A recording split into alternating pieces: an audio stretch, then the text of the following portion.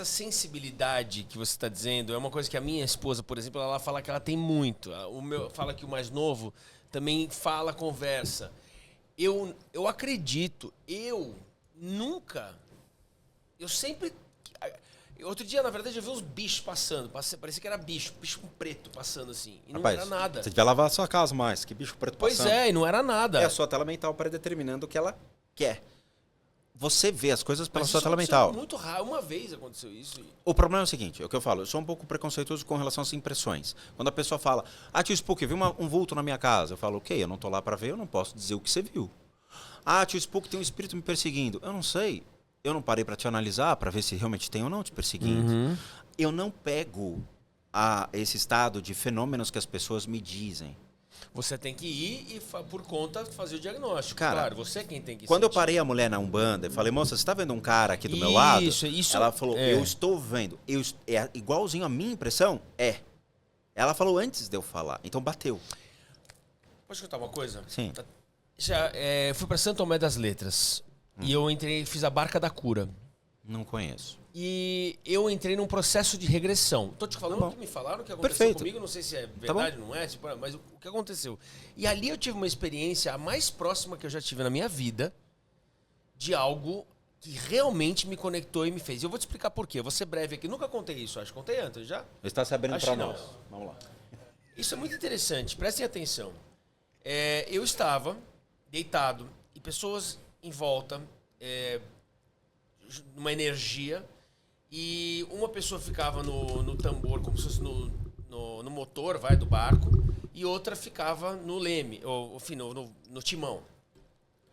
E eu precisava, fechei os olhos, eu precisava imaginar o que eu quisesse, enfim, estava imaginando, e as pessoas em volta também imaginavam, né, e guardavam para si.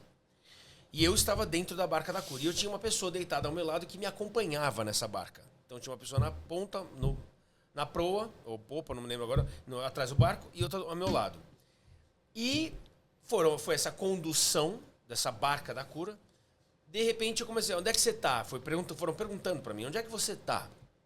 Eu estou sentindo, eu estou numa caverna, eu sinto cheiro de água, de caverna, estou sentindo, e eu tô caminhando, aliás, tô indo por essa caverna, de repente eu chego num deserto e eu vejo umas cruzes. E olha, é interessante a história de Jesus, estava falando, porque eu vejo os homens crucificados ali. Mas eu não posso ir até lá, não, vai até lá, quem está lá? Não sei quem está, eles não podem me ver. Mas tenta ver quem está lá nas cruzes. Quem está crucificado? E eu ia. E eu fui chegando mais perto, então você precisa me dizer quem é. E eu comecei a sentir uma dor muito forte no meu braço. Me diga quem é. E eu fui chegando, tinham 2 homens ao lado, e quando eu fui ver, a pessoa no meio era eu. Então ela começou a me trabalhar para que eu me tire. Então pediu para todos, eu comecei a sentir uma pressão nas minhas costas, no meio das minhas costas, como se fosse me segurando, minhas mãos pareciam do Hulk, que segura para baixo, fazendo um peso. Eu realmente senti tudo isso que eu estou te falando. Então eu estou relatando aqui de uma maneira, faz muito tempo que eu não conto essa história, até para contar é difícil relatar, porque teve um desenrolar aqui que se eu começar a contar também, vou deixar para outro momento isso. Mas a gente chama de fenomenologia. Aí a neurociência entra, Mircea Eliade entra, os escritores mais clássicos sobre religião entram. É algo seu. É algo que é difícil a gente poder analisar, e a neurociência não trata sobre essa temática de jeito nenhum, até porque ela não pode traçar padrão, que é uma experiência sua. E ninguém pode julgar, é algo seu. Por isso que eu falo, eu não posso dizer se foi verdade ou não. Mas existe regressão? Existe voltar para vidas passadas?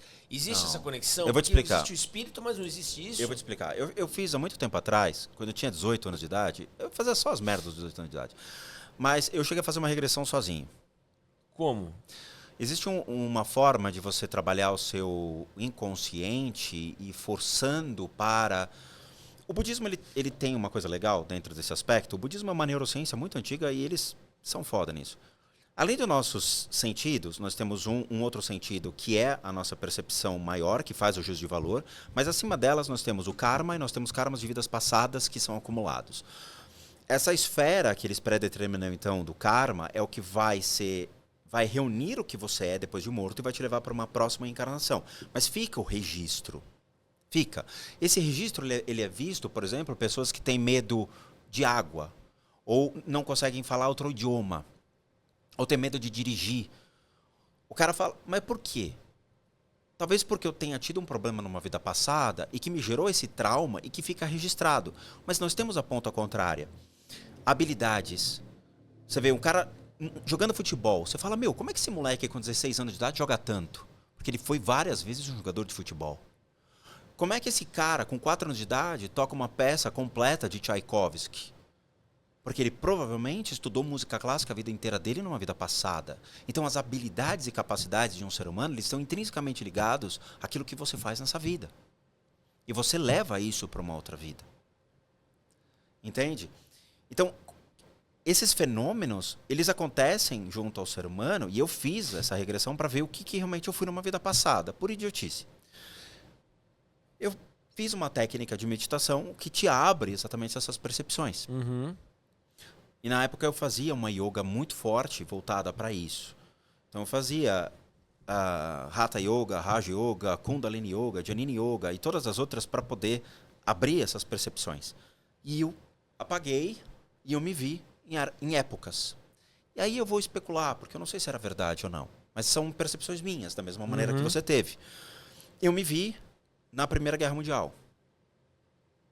Eu estava com um soldado e vendo os mortos do meu lado. É verdade ou não? Não sei. Eu me vi como um xamã no meio da montanha. E eu me vi em Jerusalém. É verdade? Não sei. Então, assim, são coisas que a gente nunca vai poder saber se é verdade ou não. Nem Freud conseguia explicar isso, nem Lacan, nem Jung.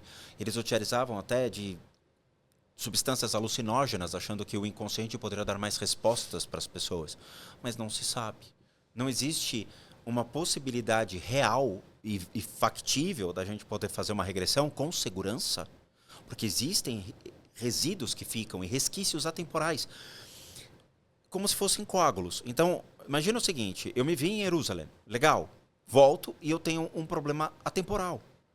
Eu passo a levar aquela realidade daquele tempo para o meu tempo de hoje. Uhum. E o que não é fato... Sim, você carrega. Você carrega uma diferença de tempo, porque o seu cérebro vai entrar em uma confusão. Sim. Aquilo vai bombardear o seu sistema nervoso e vai agir do seu inconsciente para o seu consciente, leia-se o ego, vai predeterminar que aquilo é real. E você vai passar a achar que você fez parte da história. Vai se vestir como... Que você esteve vai ter comportamento... em algum momento você esteve naquela parte da história. Isso, né? E eu não sei se é verdade. O meu racional falou, não sei. É. Então não lida com isso. E além, obviamente, de sequelas. Então existem sequelas feitas pela regressão.